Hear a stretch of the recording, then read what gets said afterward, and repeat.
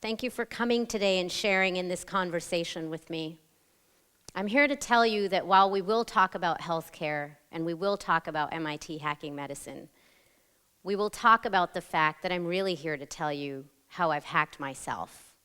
And I want to leave here today with the message that as long as you're alive and on this earth, you too can make a difference and an impact by going through a journey of self-introspection. So my journey started with learning about a group that really challenges healthcare to answer the questions that we haven't been able to answer.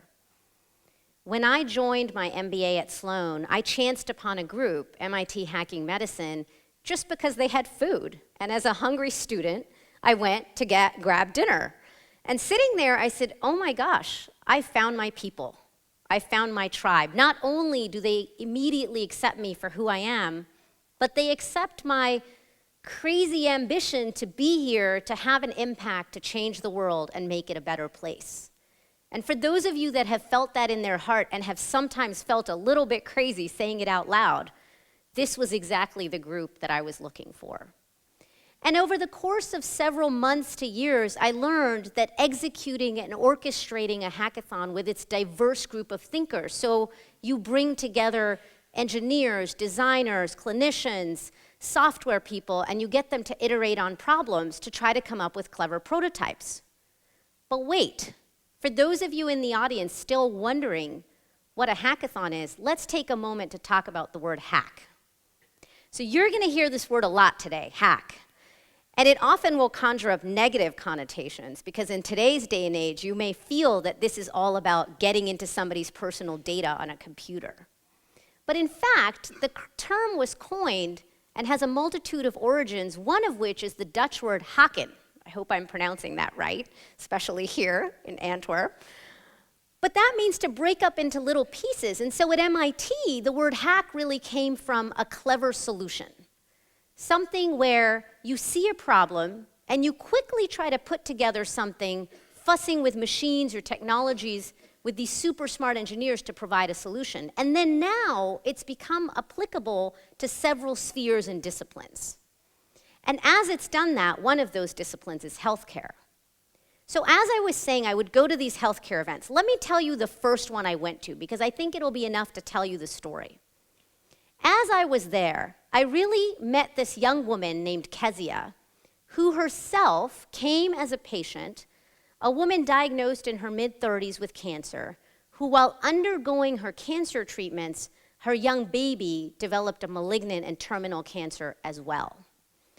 And so she would go and have chemotherapy in the mornings and then muster enough energy to show up at these hackathon events to talk about how she has been taking her baby to the hospital for multiple treatments and noticing how difficult it is for a child who's in and out of the hospital, who's scared, who's lonely, whose family members are watching all of these tubes and lines being placed in them to get diagnosis and treatment, and how she really wants in the world that even though her baby is sick and dying and eventually did pass away, she's using that strength to say, how can I help that experience for other children? But you know what? That wasn't the most important lesson I've come to realize that I learned from Kezia. That's hope and strength and inspiration. We'll come back to that. The most important thing I didn't even notice that I knew up front. And that was that her husband, Mike, would always come with her to these events. He would drive her there, later learning that she was too sick to drive herself. He would hang back while she would go and chat with the teams and share her experiences and answer questions. And then he would always step in with a glass of juice or saying, would you like to sit down because you're tired or you're not feeling as well? Maybe we should leave. I noted that, I pocketed it, but then I immediately returned to the task of coaching the teams, helping them build tools with the prototype materials we had. I realized that the fun at a hackathon is that as grown-ups, we never really get to work with Play-Doh or foam board like they do at companies like IDEO and really put together stuff. And so suddenly, that became what I thought was the important work at the hackathons. But I also started noticing something else. Why do people come? They give an entire weekend of their time to help solve somebody else's problems. They come, as I started to learn, because it's joyous to come together in these small groups, these small loci, and really think about what matters in the world and kind of return to that feeling that we want to help other human beings. Then something else interesting happened. About a year and a half of running medical hackathons around the world and also at MIT, my children started asking me about what these hackathons were. And so I started bringing my eldest daughter, Sarah, and then I started bringing Michelle and Adam, and I noticed they had no trouble at all understanding this concept. Because children don't see boundaries with trying to solve problems like we do as grown-ups. In fact, I'll never forget what my daughter Michelle said after I introduced her to a team of my friends and said, "You can be part of their team." So as we're driving home at the end of the weekend, she says, "Mom, hanging out with your adult friends was really boring." And I said, "Why?" She said, "Because they said they were going to solve problems. They were going to take elderly people that had had strokes and were having trouble walking, and they were going to work on it. And then, Mom, they spent the next day talking about the problem. They never found an older person that had had a stroke. They never wore the devices that exist out there to try to measure their gait, and they never really built anything. So, Mom, while your friends are super smart, they're not super effective." Long story short, she joined another team where they actually built a prototype, and she's showing me this, and it suddenly struck me. It struck me then in finding out how as adults we're so skeptical because we're so smart. We've been so well educated and trained to know why things won't work. But again, that's not why I'm here today. I'm here today to tell you that while all of those hackathons are attended by folks that want to have impact, create companies, we're impacting healthcare and patients, and certainly all of that is true. What I've really come to learn from attending these healthcare hackathons is what made me pause about Michelle's comment that day, which is perhaps at some point I have to think about what matters to me and how I can discover about the most important things about myself. And it was only through these. So let me share with you the two things that I noticed. The first is, why do people come? So connection.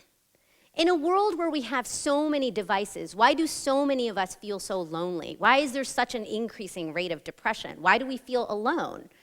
And yet people come to interact for the weekend, and I view the hands shown on this photo as really the folks at the hackathon bonding together for 2 to 3 days to really build something. But is this what everybody craves? Because what I realized is while this is important, this is what we all really desire wanting to get to, or at least I desire wanting to get to as a human being. The close connectivity, the feeling of security and being loved and cared for by those we care about and doing that in return, why is that so scary for us or for me as a human being? I started to realize that. Why is it that we're chasing as human beings so many things around us? Are we taking that moment to pause, to really think about what matters to us? And the second thing I realized is hope. It is so important to think about the lesson that this young woman, Kezia, taught me. That even despite being sick, she was grounded in the knowledge that if she continued on her path as long as she was alive, that she would at least be able to impact her family by making them feel that she had hope instead of despair. And that was clearly evidence in the pride that her parents and her husband had for her. Now, why am I talking about this today? Because hope has a ripple effect. So as I learned connectivity and hope are important, and as I learned, all right, I've gone ahead and become an ear, nose, and throat surgeon. I've traveled the world. We've been running these medical hackathons. I've joined an MBA class where, by gosh, I'm the dumbest kid in the class at math with all these accountants and super smart engineers, but I'm thriving. What is it still that I'm looking for? So I finally did something that those of us that deliver care to other people never do. I sought help. And through the advice of a friend, in a very personal journey over the last few months, I said, okay, I'm gonna go talk to a therapist and see what they have to offer. Now, mind you, I was entirely skeptical about this process. I go in, I sit down, I tell her, let me tell you the litany of successes that I've had. And she says, well, it appears to me that you're afraid. And I scoffed. Afraid? My gosh, I went away to college. I married Sadek, my husband of 20 years, the first guy I dated. We had children in medical training. I built a surgical practice. I did an MBA at MIT. What do I have to be afraid of? And she asked me the next question, a very dreaded question that I challenge you all here today as you're listening to these talks to ask yourself. When you look in the mirror, do you really love who you are, and do you love what you're doing and how you're going about it in life? And as she said that, I thought to myself, oh boy, this is going to take a little bit of time and probably a lot of money to answer. And I noticed that uncomfortable laugh, right, that we all just had, because that's the really hard stuff. How are we doing with the locus of people that immediately surround us, that really care about us, and that have gotten us through the hard times? And what I came to realize is, I may have spent weekends at a hackathon, but have I ever spent one total weekend with my family uninterrupted working on what matters to us? I mean, sure, we might come together for the weekend, but we're usually running to activities. And then we might gather for dinner where we share our experiences, and then we scatter, as I was watching this process, to our unfinished work and our personal devices. So let me say that again. We gather together in families, but then we scatter. And after we scatter, that period of time, we say it's quality, not quantity. But I started to realize, is that what I really wanted in life? And through a very personal journey, I discovered, in order to really connect with family and friends, you first have to understand what makes you tick. Really figure out what gives you hope. And that's my challenge for you all today, because once you figure out where you want to head in life, what impact you want to have, and what makes you happy, you're then able to provide that support and give it to the people that matter the most to you. And that is why sometimes we feel like we're chasing those external badges of success. And so if you thought coming here today, I would give you a TEDx speech that would say, go out and hack the world, go to a medical hackathon, solve problems for healthcare, all of that is true. But what I'm also coming here to say is, life can be very challenging, and in order to get through the hardest times, you first have to start by hacking yourself on a daily basis and really questioning what you do for those around you that you love, so that in return, you can support each other and really feel connected. And that being said, I realized that what matters most to me in life is my family. And so there's a photo of my family. And as a result, I came to Antwerp, and it's wonderful to be here with you today. And I brought my son, Adam, because I wanted him to see what it is that I've been doing when I've been so busy. But I want to leave you all with 3 messages. The first is, never give up on yourself. I think that you're all here today because you want to have a more intimate conversation about things that you care about. The second is, you can continue to hack yourself until the day you die. As long as you're alive and breathing, you're able to continue to work on yourself. And it's only as grown-ups that have been overly educated that we decide, well, I'm done. I shouldn't really be learning anything new. Clearly, you're here today to learn something new. And the third is, don't lose hope. It's what's brought us here today. And to be honest, it can accomplish things that we never knew we can imagine as we see change in the world. And it's really what's going to save us in the end. Thank you. I'll ask you another question.